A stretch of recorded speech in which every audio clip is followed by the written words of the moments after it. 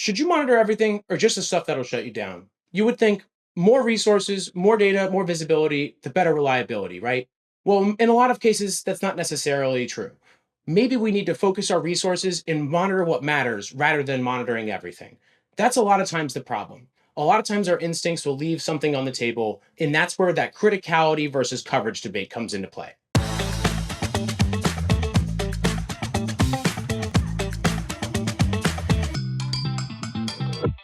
Hi, I'm Kagen Wittbold, Sales and Value Engineer here at Augury. Part of what my role is to make sure that the scoping for customers' project is going to provide value for them long term.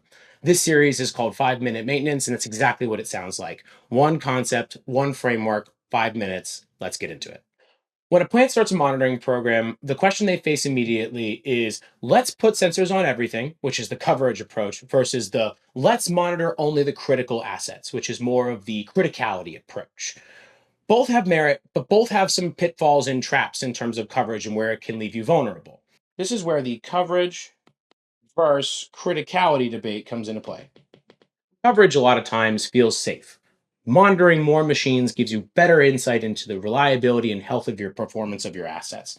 The problem is if you want to monitor a ton of assets, let's say 500 in this case, right? And your team can only handle around maybe 50. If the team is down here and can only handle around maybe 50 alarms, we now have the potential to over inundate them with alarms and create alarm fatigue. And what happens is the important alarms, potentially the ones that actually bring your plant down or cause major significant headaches, get lost in the weeds. And now your team is only handling these 50 alarms that may or may not provide value. That's part of the pitfall of that coverage debate. Conversely, the criticality only approach can also lead you to some pitfalls. This is where, depending upon the criticality of our equipment, right, A, B, C, and D criticality assets, the A criticality assets, things like compressors, chillers, things that have high regular PMs and are likely on contract maintenance, don't see a ton of historic failures because they see a lot of attention. We know when they go down, they're going to bring down our whole facility. The B and C criticality killers are really where we want to focus our efforts. These are where we can still affect the performance of the facility, hampering capacity, bringing down the facility, bringing down certain lines, but don't see that level of high regular PMs that the A criticalities do. The D criticalities are also opportunities as well. Those silent killers where we're not aware of what's going on because no one ever sees them or no one ever touches them. So looking at our criticality ladder, we have a couple of different rungs that we want to look at, right? That broad coverage is all of those low level assets, right? Those things that have quarterly PMs, maybe monthly PMs, things that we don't see or touch very often. Same thing with these baseline monitoring assets. These are low touch point, things that we don't really touch a lot that kind of run without much thought.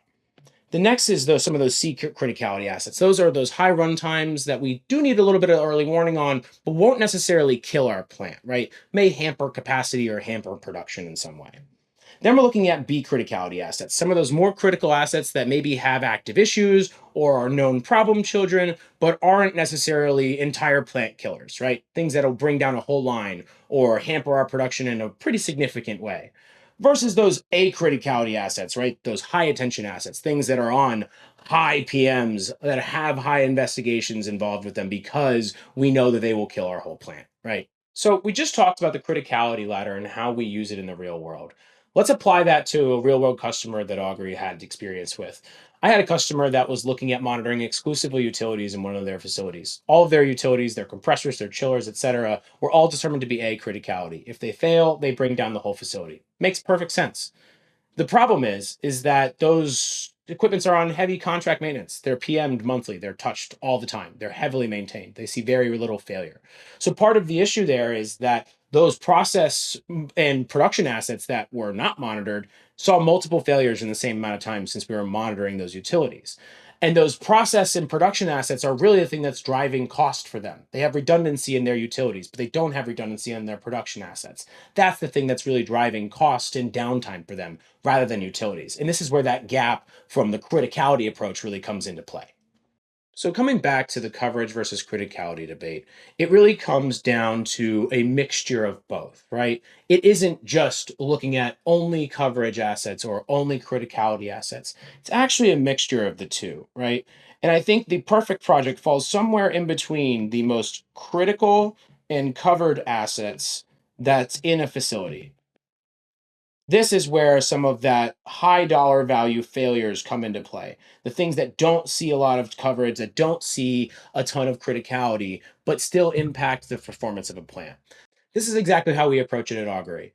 We use data to help drive our decision making. Part of my job is to make sure we can surface some of the data that you guys need to help determine which assets are the best to cover. This will look like things like work order history, alarm history, things like that, that we can help you guys determine what is the best fit for our application. Thank you so much for your time today. If you'd like to learn more, check out the link below. Otherwise, I'll see you in the next one.